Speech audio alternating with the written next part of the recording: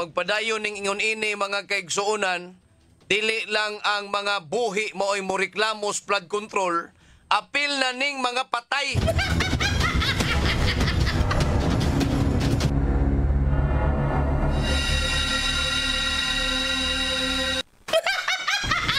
Ay isang pakago ninyong mga tawhana mos mga kalag.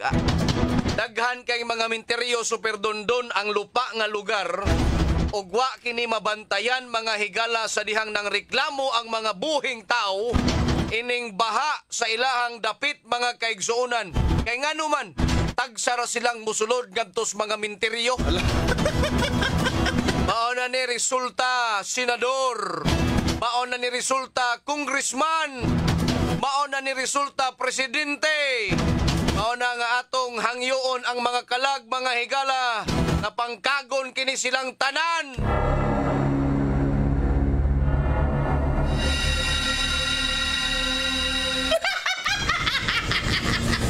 Uy, mga kalag taon, pananglita ninyo na niatuon. Kining mga taong mga kurakot kayos gobyerno mga higala. Ang buhi sa katauhan ang ilahang gikawat. Ay, mga kalag ko, pamangon na mo kay inyo rong adlaw. Adto atong mga tao nga nangawas among mga buhis kang ikapoy may sigig panarbaho gikawat ang among mga buhis. Ay, mga kalag, limata na mo.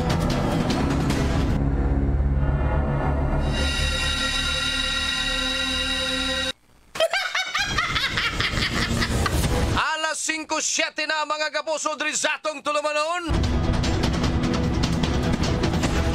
At tangisan na ninyo ha ang atoang mga coverage krong adlaw sa nagkadayang mga lugar. Dito sa mga samang, dito sa mga terminal, sa atong mga kauban, mga kapuso sa kanaglaglaing mga syudad. Nagkalingdaing dapit diri sa atoa mga higala. At tanginan ninyo kay natay coverage hangtod na ni ugma puhon mga kaigsuunan. No, pizza uno. Alas 5:07 na di ay balita mga kapusong nahipo sa ito mga kauban. 9.6 milyones ka pesos nga balor sa drogas na sakmit sa 24 oras nga operasyon sa PRO7. PRO7, okay, 24 oras. May ubay ning mga adis-adis, mga higalang dili makasuyop, no? Inig adlaws minantay. Ang detalyes balita pinagi ni Super Desamay Padilla. Super Desamay Padilla sa Super Radio. Yeah, Super Desamay, pasok! Nilusad ang Police Regional Office 7 og Anti-Drug Operation sa Tibok Central Visayas sulod sa 24 oras ug resulta kini sa pagsakmit sa 9.6 million pesos nga balor sa shabu ug nasikop ang 52 ka drug suspects apil ang 4 ka high value targets. Nakahimo sa bang PRO7 ug 45 ka buy bust operation. Gikan sa alas 5 sa buntag sa Oktubre 28, 2025 hantod sa alas 5 sa buntag sa Oktubre 29, 2025 gingusgan sa kapulisan ng ilang operasyon isip suporta sa Focus Directive ni Acting Chief PNP Police Lieutenant General Jose Melencio Nartates Jr. aron mapalig-on ang national campaign batok sa illegal nga drogas, loose firearms ug terorismo. Ang Cebu City Police Office kung CCPO nakatala og dakong operasyon diin nasakmit nila ang 1,175 grams sa shabu nga nagkantidad og 7.9 million pesos aton sa buy-bust operation sa sitio Silangan 2, Barangay Tejero, Cebu City nga resulta sa pagkasikop sa usa ka high-value drug personality. Ang operasyon gihimo sa Police Station 3 Cebu City Police Office, City Intelligence Unit, City Drug Enforcement Unit ug PDEA 7. Sa tibok rehiyon, ang CCPO naguna sa daghan og nasakwit nga drogas nga niabot og 1,222.12 grams nga nagkantidad og 8.3 million pesos. Sa tibuok rehiyon, ang CCPO naguna sa daghan og nasakmit nga drogas nga niabot og 1,222.12 grams nga nagkantidad og 8.3 million pesos. Gisundan sa Mandawi City Police Office nga 78.45 grams nga niabot og 533,480 pesos. Bohol Police Provincial Office nga 72 grams og nagkantidad og 489,600 pesos. Cebu Police Provincial Office nga 32.40 grams og nibalor og 220,325 120 pesos ug Lapu-Lapu City Police Office nga 10.82 grams nga nagkantidad og 73,576 pesos. Si PRO7 Regional Director Police Brigadier General Rodrigo Maranan midaig sa paspas ug coordinated action sa tanang operating units. Kini si Desmay Padilla sa GMA Super Radio DYSS. Dapat totoo.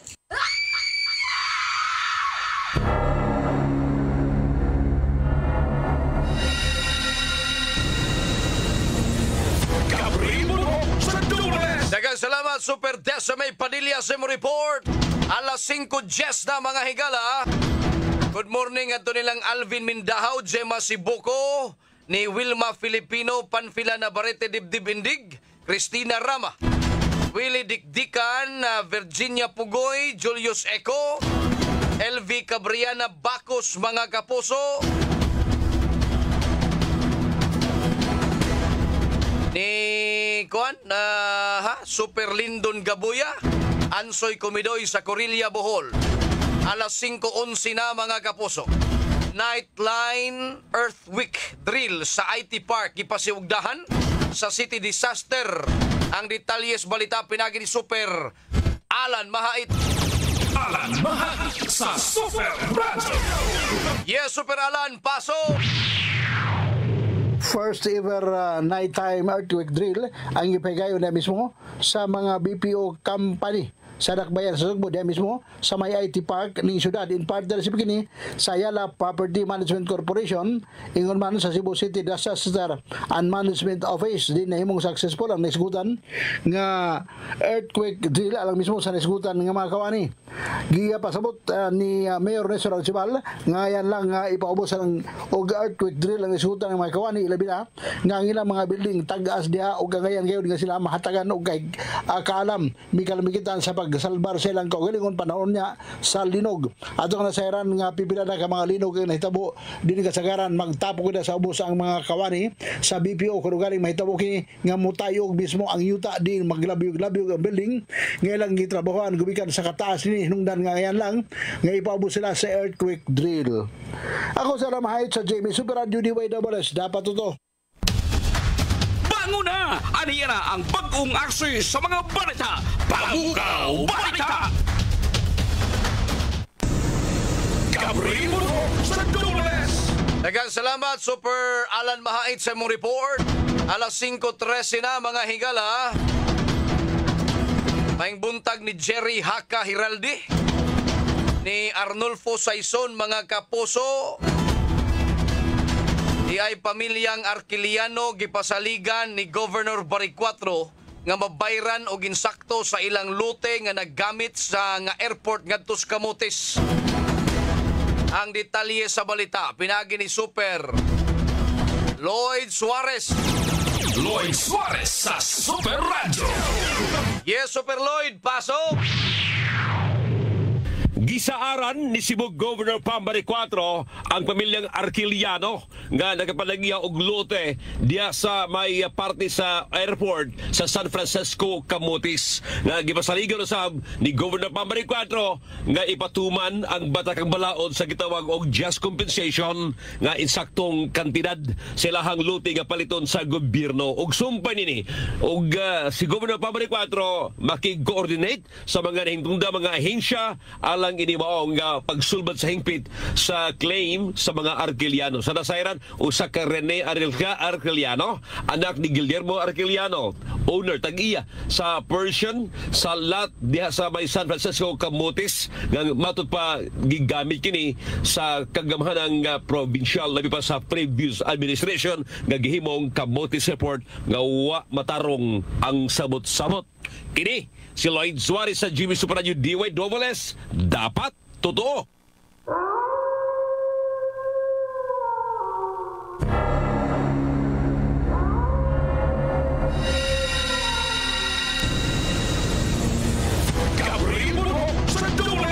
Daghang salamat Super Lloyd Suarez sa mong report. Alas 5:15 na mga kapuso. Francisco Ripumpo Tanggaan Jr. maing buntag sir. Norms Chavez, Maria Ibanez Rimiticado, Hapon si Jerry Haka, mga higala. Good morning kaninyong tanan, mga kaigsuunan ko. Alas 5:15 na. Standby, mga kapuso, sa dugang pa na to mga balita o gisgutanan.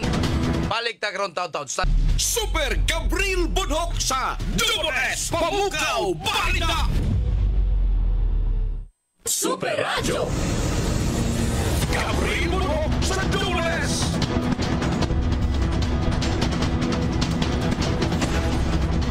Padayon ta mga kapuso diri sa atong tulumanon. Alas 5:18 na mga kapuso.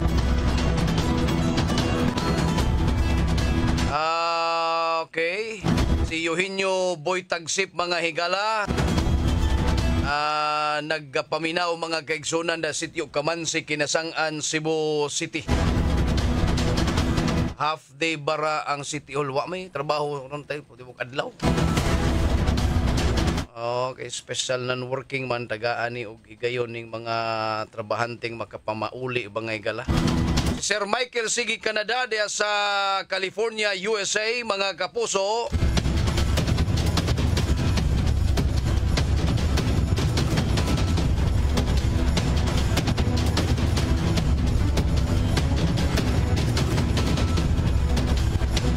Diya sa ilaing balita, mga higala.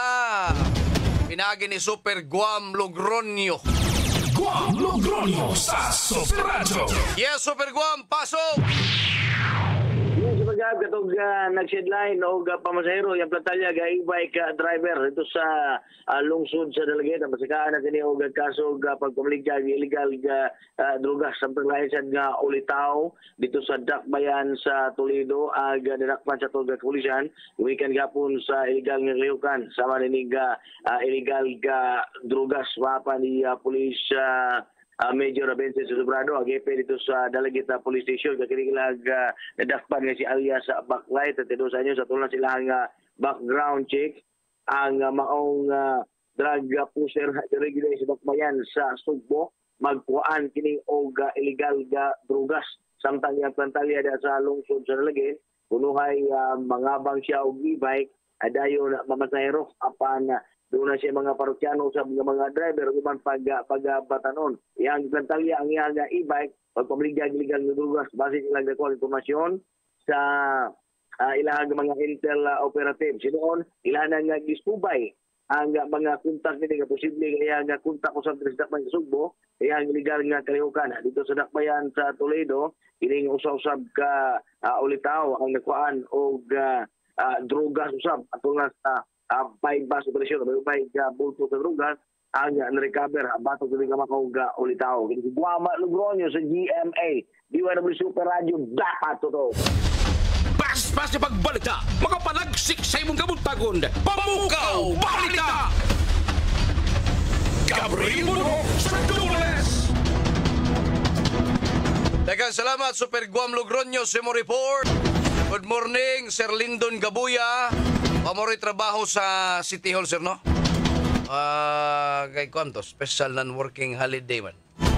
Si Sir Alain Perez, mga higala.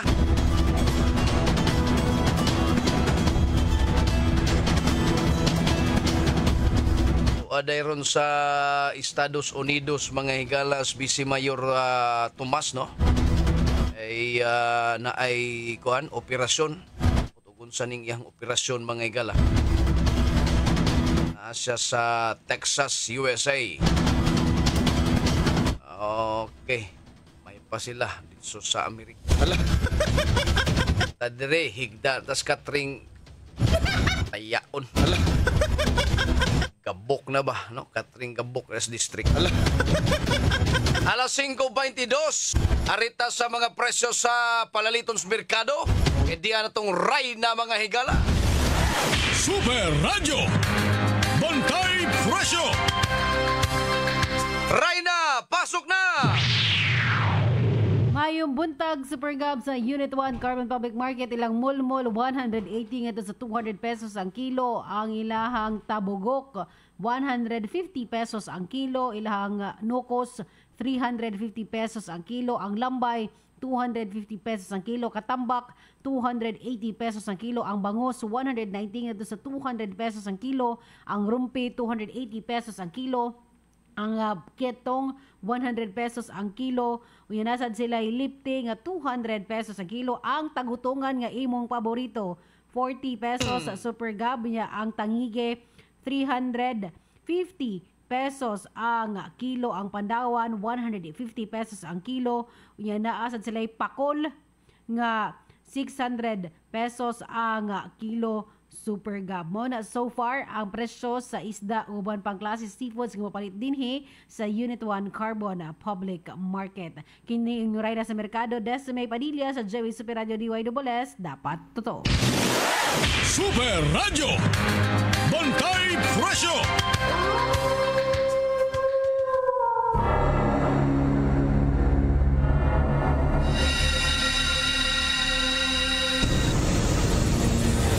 Daghang salamat Rainas Mercado mga igala. Des sa May Padilla mga kapuso. Good morning ni Sir Dennis Cabrera, listener kini siya sa Tubigon, Bohol mga kapuso. Naputay daghan ring mga listeners nga nag-PM mga igala diri sa atong page. Sila si Roger Isla Bagain, si Cabrera Filsi mga kaigsuunan. Good morning kay dugay na kuno siyang sigig paminaw sa radyo. Alas 5:45 open ang iyang radyo. Awa pa ni naminaw. Alas 5:24 pamta niya, 45 pamda siyang mata. Onya, well, pasalamat kaayo ang netizen or atong concerned citizen mga igala nga ni pahibaw nato dinhi nga ang iyahang account sa PhilHealth nahibong siya nga gigamit man hinuon ni pagdialysis mga kaigsuonan. Mautong natinga siya nga wa mang yud ko moadto dito sa Dakbayan sa Karkar kay naaragod ko diri sa ato Sugbo. Ato naabot dito sa Karkar niya. Anong gigamit ko no ang iyahang account diha sa PhilHealth nga dili wala man na ipagtugot ngadto kaniya. Kaingon siya nga mas maayo ning mabulgar aron nga kining kalakis PhilHealth mamulabog pod ni. Kay dili lang di ay kuno flood control project Super Dondon kundi dili naasay ghost patient. Ghost patient mga kapuso. Ako sa siyang giingnan nga nisabay na sa kalag-kalag. Kalaki lang ning taga PhilHealth mga igala. Tanan siguro ning buhatan mga kaigsuonan adunay mga anomalya. Mao siguro nga okay ra gyud kaayo ang tanan mga kapuso no?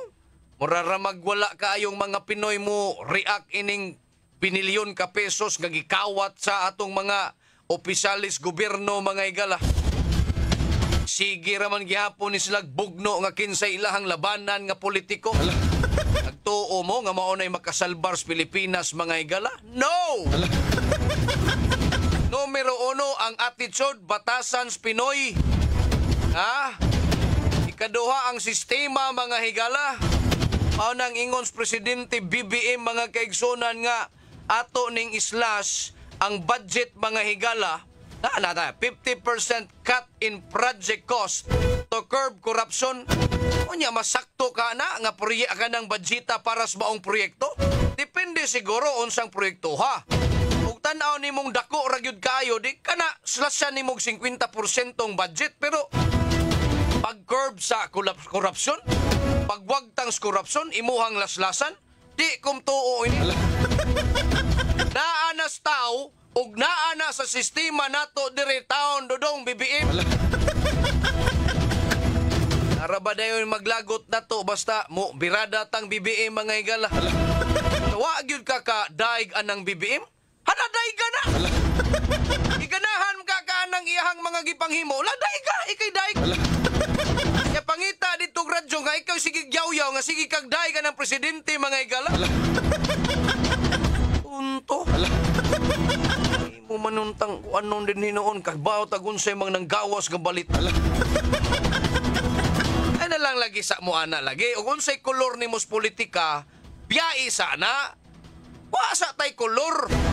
Kay ang atong bugnuon pag-ayo kining korupsyon sa Pilipinas, kaloy-i ang imong anak, kaloy-i imong apo, kay maunay mo makipagmana diri sa Pilipinas. Dili kay ikaw magsigi pagkaglaban diha gunsa. Nya mo wag tang rebetas kalibutan, guwang rebek ka. Mauna diha. Pag-usa ta nga wag tangon ang korupsyon ug atong usbon ang sistema mga higala. Kay tinuod lisod ni bungkago ning sistema kay daghan ng mga tao mga higalang nakaposisyon nga kwartahan o gamhanan mga kapuso kanato. Kadili gusto silang usbon ng sistema. Aw na nga atong panawagan ang tanan nga ato ning pakigbatukan ang korupsyon wa sa tay kulor. Maura na akong gusto mahitabo. Nga imo kong ingnon nga DDS dayon ko. Unsan man tao ning klasis tao eh. Kahi ni mugtungon. Alas 5:28 na mga kapuso diri sa atong tulumanon. Standby mga kapuso kay adto na ta. Samtang sa ulogo na to ang obserbaro na to ang adlaw sa Kalag ug Santos mga higala. Ang atong Pasko sab nagsingabot sab 55 ka adlaw na lang mga kaigsuonan. Okay? Naigo niya miss inyo ha. Standby sa dugang pa natong mga balita ug mga isgutanan mga kapuso sa Morning na Cebu. Sangas kauban nato diri atos paring partner Super Dondon Chef Villacarlos Jr. Ang atong kauban dito sa transmitter site Super Alan Haka. Ingaw rabas transmitter onda. Bantay-bantay dalan ha. Yahoo! Kinigihapon yung ubos galagas kanginan. Temporaryong manamilid kaninyo. Ako, si Super Gabriel Cañeda Bonhoc. Malipayong Pasko, malipayong kalag-kalag. Adto na kunoy! Bisan sa kamubo sa panahon, apan busok ang mga kasayuran nga inyo na dungog sa paspas ka dagan sa tulumanon. Dumas Pamukaw Balita! Hangtod daw sa pasunod higayon. Salamat sa inyong pagpabinaw.